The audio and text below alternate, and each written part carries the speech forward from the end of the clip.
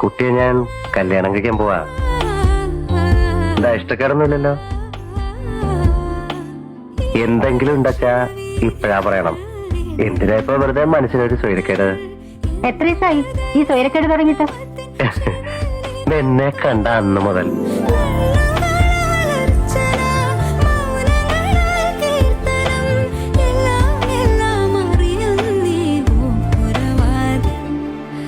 ഒന്നാം രാഗം പാടി ഒന്നി